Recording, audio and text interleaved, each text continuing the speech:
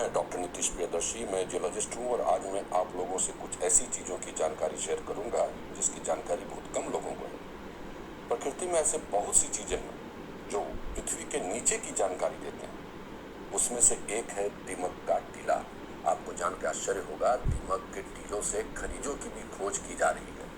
ये नन्हे वैज्ञानिकों का एक कमाल है। हम सभी बचपन से दीमक के टीलों को देखते आए हैं। बचपन से हमें यह भी डराया जाता था कि इस टीले में सांप रहते हैं, किंतु आज स्थिति इसके विपरीत है। आज दीमक के टीलों को भूगर्भ विज्ञान में एक महत्वपूर्ण स्थान मिल चुका है। पूरे विश्व में दीमक के टीलों का इस्तेमाल बहुमूल्य खनिजों जैसे सोना, हीरा आदि को खोजने में किया जा रहा है। अफ्रीका एवं ऑस्ट्रेलिया में कई बहुराष्ट्रीय कंपनियां इस टीले की मदद से सोने एवं हीरे की सफलतापूर्वक खोज की है। ऐसा माना जाता है कि दीमक के टीले के ऊपर की मिट्टी पृथ्वी के सतह की सबसे नीचे की मिट्टी होती है। अगर इसकी रासायनिक जांच करें तो यह पृथ्वी के नीचे में उपस्थित खनिजों की जानकारी देगा। अफ्रीका के बहुत सारे निर्जन स्थानों पर जहां सोने एवं हीरे की खोज एक कठिन कार्य है, वहां महज इस टीले की मिट्टी की जांच से बहुत सारी जानकारियां मिल जाती हैं। इसमें न केवल समय की बचत होती है बल्कि पैसे की भी बचत होती है। दीमक के टीले का इस्तेमाल सिर्फ बहुमूल्य खनिजों को खोजने में नहीं किया जा रहा है, बल्कि इससे भूमिगत जल, ग्राउंड वाटर जिसको हम कहते हैं, भूमिगत जल के भंडार को भी खोजा जा रहा है। आचार्य वरामिहिर 505 से 587 ईस्वी ने अपनी पुस्तक बृहद संहिता में इसका विस्तार से वर्णन किया है।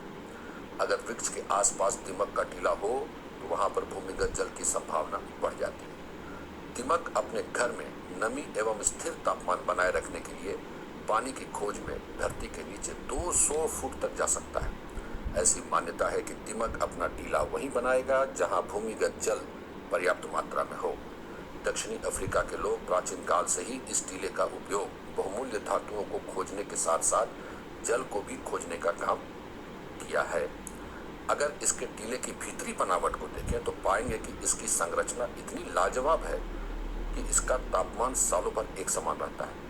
ये आर्किटेक्टों के लिए एक बढ़िया जानकारी हो सकती है। आज हम जहां गर्मियों में कूलर एवं एसी का प्रयोग करते हैं, वहीं इस टीले के अंदर का तापमान चिलचिलाती गर्मी में भी सामान्य बना रहता है।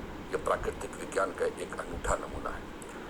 दीमक जिस द्रव्य से मिट्टी के कणों को जोड़कर मजबूती प्रदान करते हैं, अफ्रीका में उन्हीं रासायनिक द्रव्यों की मदद से सड़कों को मजबूती प्रदान किया जा रहा है। दीमक को हम घर की खिड़की या दरवाजे में लगता हुआ देखते हैं, लेकिन जंगल में दीमक बहुत बड़ी बड़ी कॉलोनियों में रहते हैं और मिट्टी के टीले के रूप में अपना घर बनाते हैं। ऑस्ट्रेलियन दीमक 20 फुट ऊंचा और 100 फुट चौड़ा टीला बना लेता है। दीमक द्वारा मिट्टी से बनाए गए टीले अविश्वसनीय तौर पर मजबूत होते हैं और हवादार।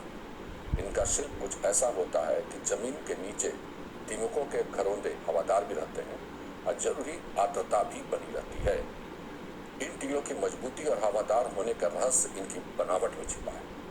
2 स्तरीय संरचना में एक स्तर पर मजबूती का ख्याल रखा जाता है तो दूसरे स्तर पर हवा के आने जाने का। इन टीलों में दीमक के लार का काफी महत्व है, लेकिन ये टीलों की मजबूती के लिए नहीं बल्कि इन्हें जलरोधक या कहें वाटर प्रूफ बनाए रखने के लिए होता है, ताकि बरसात में ढह न जाए। कीटों की दुनिया में अगर वास्तुकारों या आर्किटेक्ट की बात की जाए तो दीमक निस्संदेह इसके बादशाह माने जाएंगे। मिट्टी और पानी अपने लार को मिलाकर दीमक जैसा टीला तैयार करता है, वैसा वो किसी मानव निर्मित किले से कम जटिल नहीं होता। इनकी बनाई हुई यह गूढ़ संरचना न केवल जीव वैज्ञानिक बल्कि कई आर्किटेक्ट और यहाँ तक कि रोबोटिक्स के विशेषज्ञों के लिए कौतूहल का विषय रहा है। हाल ही में Indian institute of science, Bengaluru के सिविल इंजीनियरिंग विभाग और सेंटर फॉर इकोलॉजिकल साइंस ने संयुक्त प्रयास से अध्ययन किया। इस अध्ययन में दीमक के टीलों की मजबूती और स्थिरता, मौसमी थपेड़ों का प्रतिरोध की क्षमता और इसको बनाने में प्रयोग होने वाली सामग्री का पता लगाया। इस संयुक्त प्रयास में भारत में पाए जाने वाले दीमकों की प्रजाति द्वारा बनाए जाने वाले टीलों का अध्ययन किया गया। यह दीमक अपने घरौंदा जमीन के नीचे बनाते हैं। इनके बनाए घरौंदों में न केवल लाखों मजदूरों के रहने की जगह होती है, बल्कि सिपाहियों, दीमकों के लार्वा या कहें उनके छोटे छोटे बच्चे और राजा रानी के लिए भी जगह बनाई जाती है। इनके बनाए घरौंदे तापमान में एक तरह की निरंतरता जरूरी है।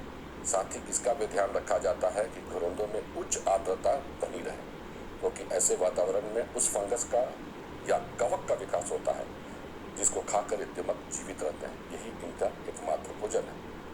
दीमकों द्वारा बनाए गए अधिकतर टीले इतने मजबूत होते हैं कि सिर्फ ड्रिल करके या हथौड़ों से ही तोड़े जा सकते हैं। कुछ टीलों में मौसम की मार झेलने की ऐसी क्षमता होती है कि ये हजारों साल तक ऐसे ही खड़े रह सकते हैं।